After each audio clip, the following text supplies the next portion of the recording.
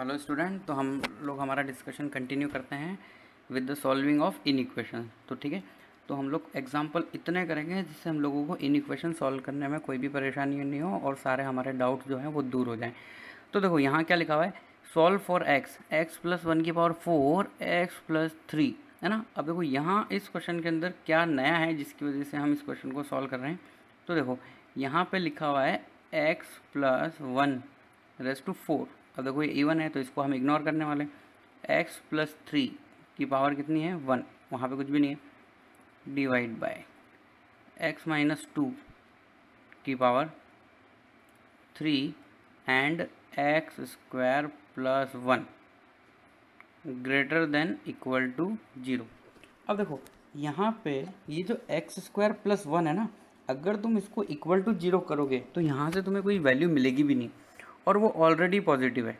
देखो ये जो x² + 1 जो हमारे क्वेश्चन के अंदर है वो पहले से ही पॉजिटिव है। ऐसा क्यों?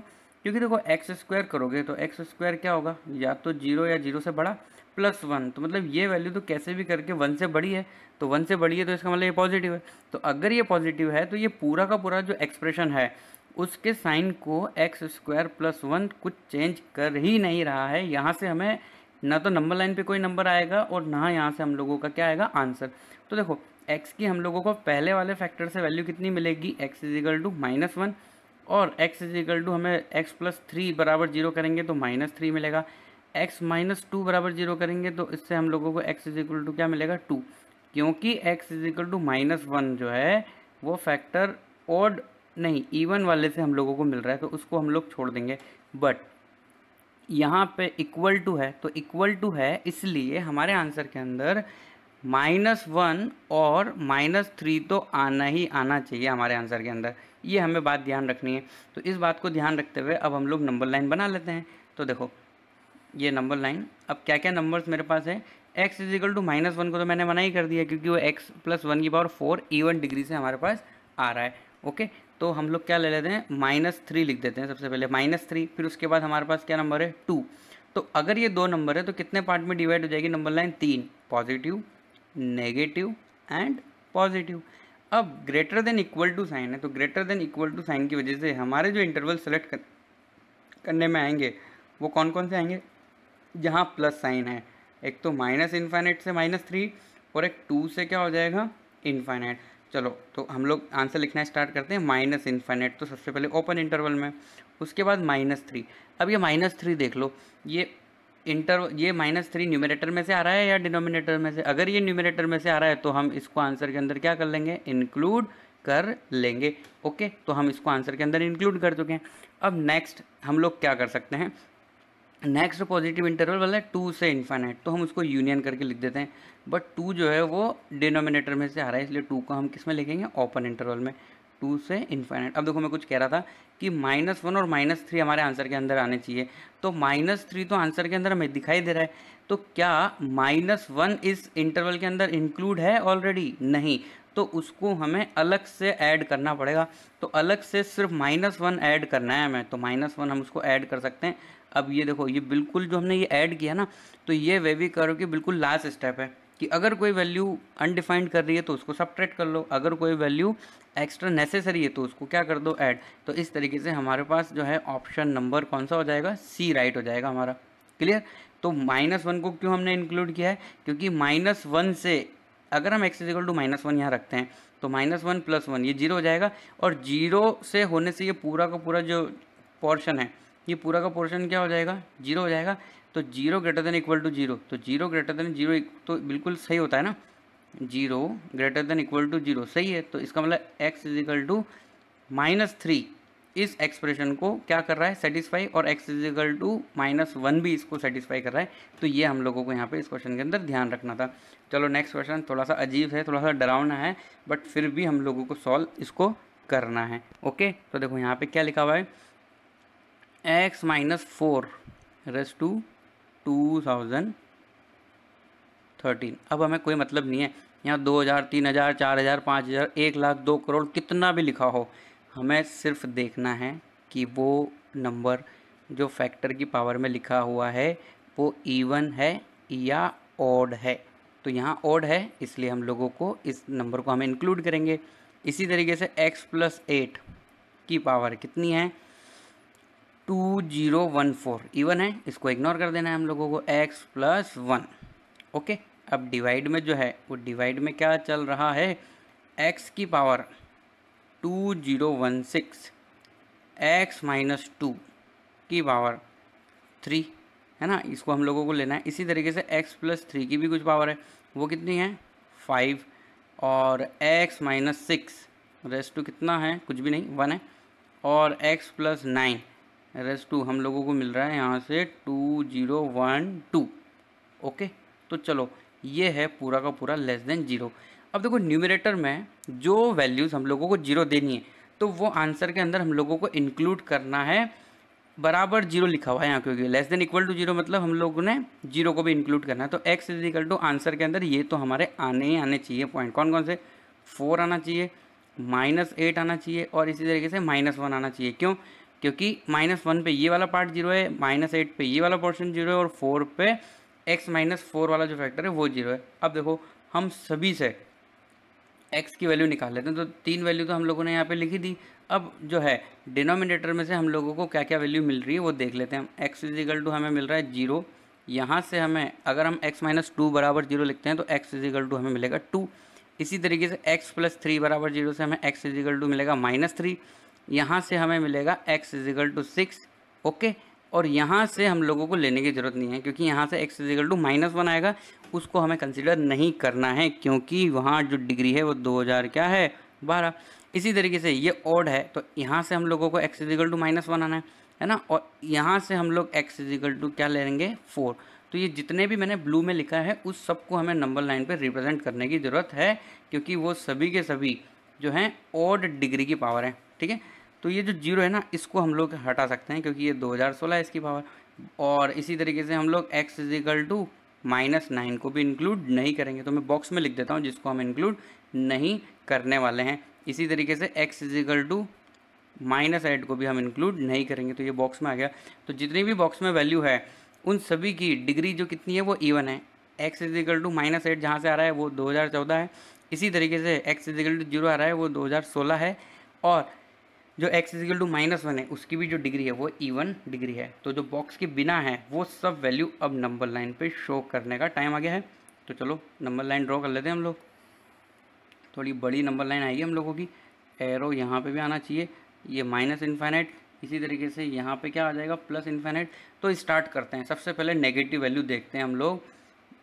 तो हमें नेगेटिव वैल्यू मिलेगी, सबसे छोटी नेगेटिव वैल्यू मिल रही है -3।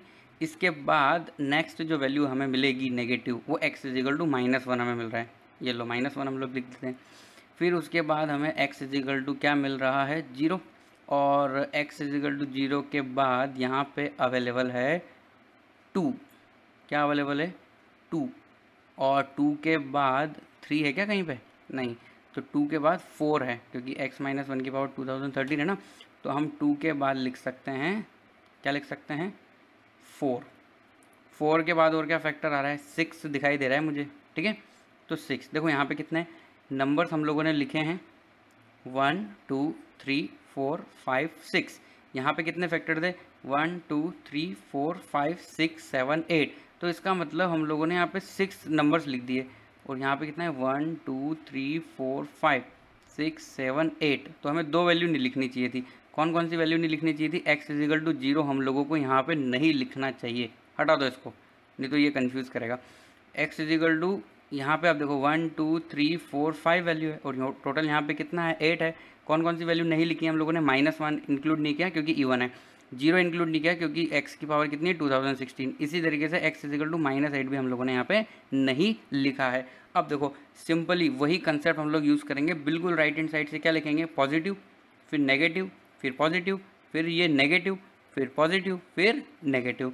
अब देखो यहाँ पे बहुत से बच्चे ऐसे सोच होंगे कि सर अगर आप 0 भी लिख देते तो क्या होता, तो देखो 0 अगर मैं यहाँ लिख देता ना तो मुझे एक फालतू में एक बात याद रखनी पड़ती, क्या कि भाई जैसे मान लो मैंने यहाँ माइनस लिखा, तो अगर 0 जहाँ से आया है वहाँ की पावर इवन है, तो मुझे एक बात ध्यान रखना है कि उसके बाद भी मुझे क्या लिखना पड़ेगा नेगेटिव लिखना पड़ेगा। तो ये सब हम क्यों करें, तो हम तो बस एक ही बार नेगेटिव लिखेंगे कि पूरा का पूरा इंटरवल वो क्या हो जाएगा, नेगेटिव। तो इसलिए हम लोग इसको जीरो को नहीं लिखेंगे और कन्फ्यूज़न क्रिएट नहीं करेंगे। अब देखो यहाँ पे less than equal to zero है, तो less than equal to zero होने की वजह से कौन कौन सा इंटरवल जो है सेलेक्ट करने में आएगा।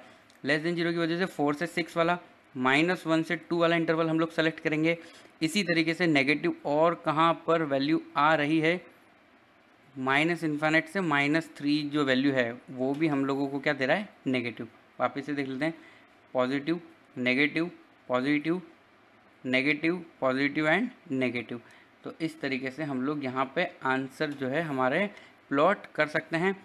और आंसर प्लॉट करने के साथ ही हम लोगों को यहाँ पे उसने ये नहीं बोला कि x का इंटरवल बताओ, उसने बताया है कि x की कितनी वैल्यू इस पूरे के पूरे एक्सप्रेशन को, x की कितनी वैल्यू इस पूरे के पूरे एक्सप्रेशन को सेटिस्फाई करेगी।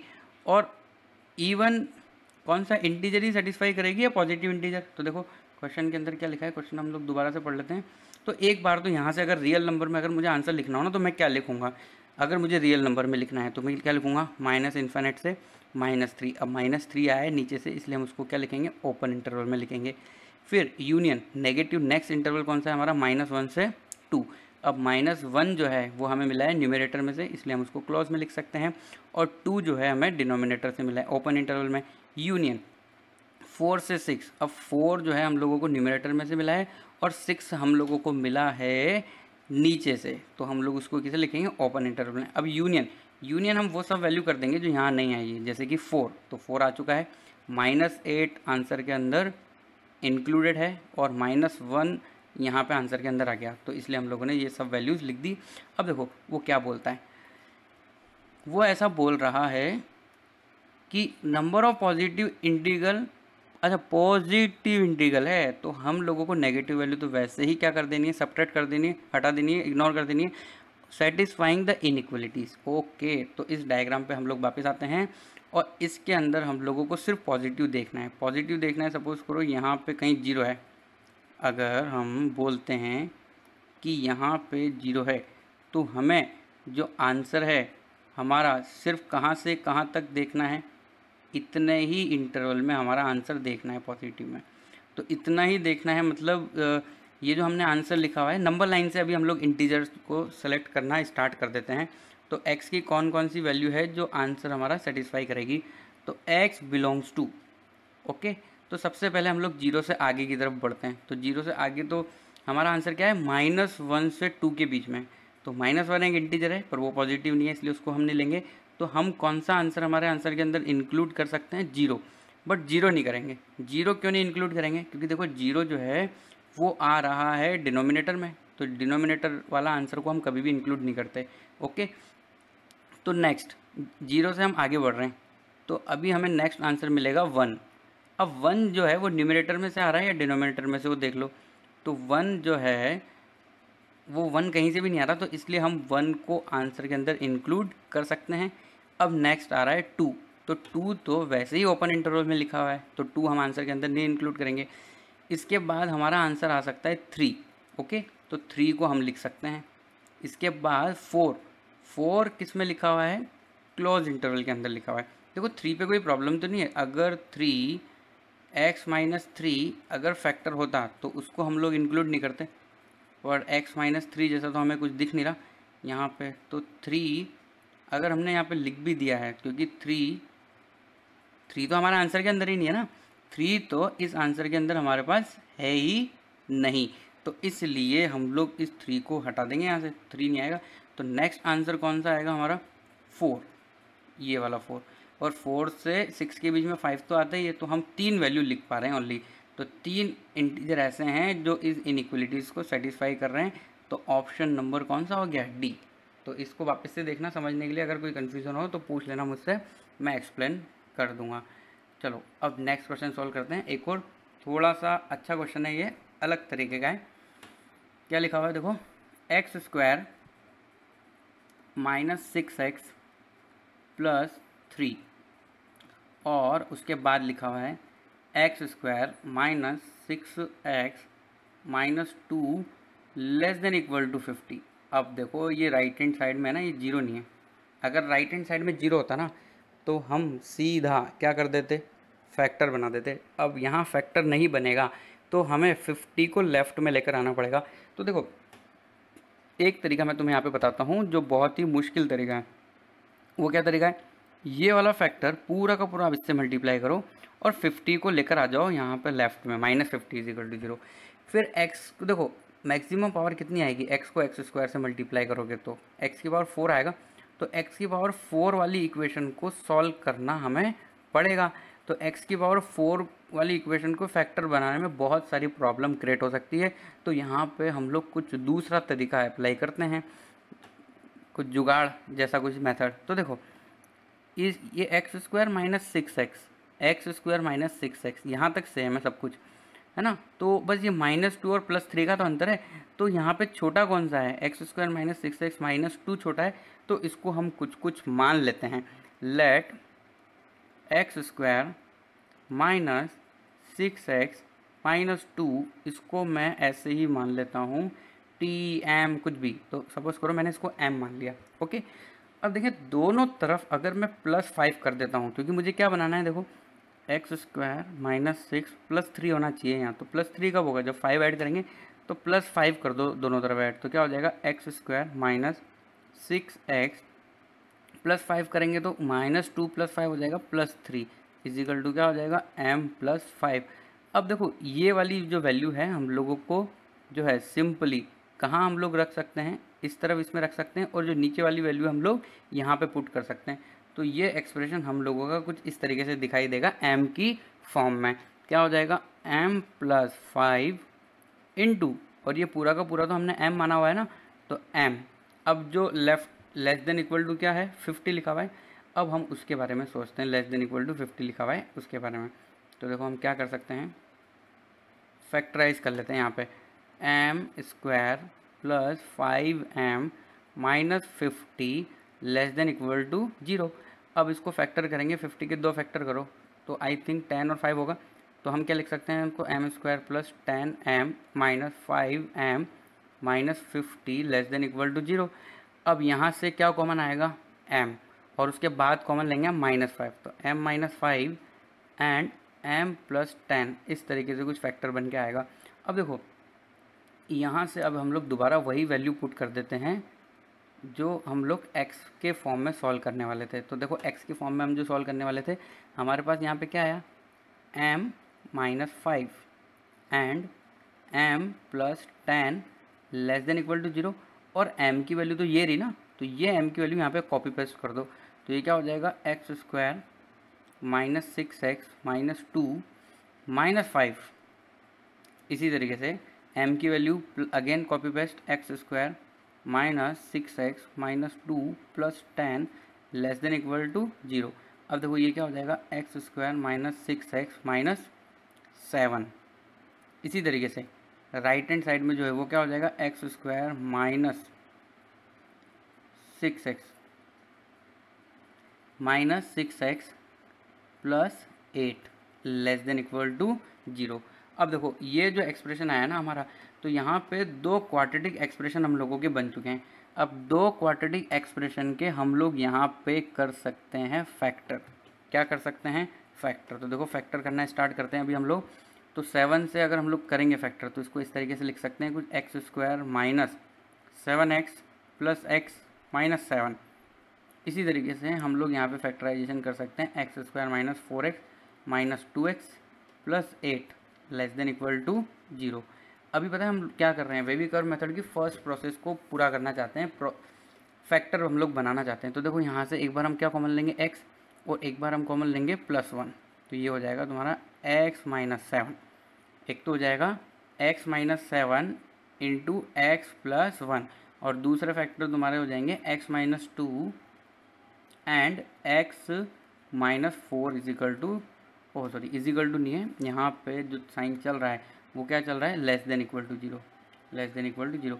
अब इसके बाद कुछ भी नहीं है, फैक्टर बन गए हैं, नंबर लाइन का यूज़ करना है और आंसर लिखना है। तो ये नंबर लाइन हम लोग ड्रॉ कर लेते हैं। क्या क्या वैल्यू हमें मिलेगी यहाँ से, x -1 हमें एक तो मिलेगा। तो सबसे पहले हम x की जो है वैल्यूज़ यहाँ से लिख लेते हैं। तो यहाँ से तो हमें मिलेगा -1, 7, 2 और मिलेगा 4। तो नेगेटिव सबसे पहले लिख देते हैं, -1 फिर 2, फिर 4, फिर क्या हो जाएगा 7। अगेन चेक कर लेते हैं हम लोग क्या हमारी वैल्यू सही है। ऊपर से -1, 2, 4, 7, तो again positive negative positive negative positive. X का कोई भी कोफिशिएंट नेगेटिव नहीं है, इसलिए डायरेक्ट हम आंसर लिख सकते हैं लेस देन इक्वल टू 0 है, इसलिए सिर्फ नेगेटिव वाले इंटरवल को हम सेलेक्ट कर लेंगे। -1 से 2 और 4 से 7। डिनोमिनेटर के अंदर कुछ भी नहीं है, इसलिए हम सभी आंसर को किस में लिख सकते हैं, क्लोज इंटरवल के अंदर लिख सकते हैं। तो हमारा आंसर हो जाएगा x बिलोंग्स टू -1 से 2 यूनियन 4 से 7। अब देखो ये कौन से ऑप्शन के अंदर अवेलेबल है, -1 से 2, 4 से 7, तो ये I think option number C के अंदर ऐसा कुछ अवेलेबल है, तो इसलिए हमारा आंसर नंबर क्या हो गया इसके अंदर, सी।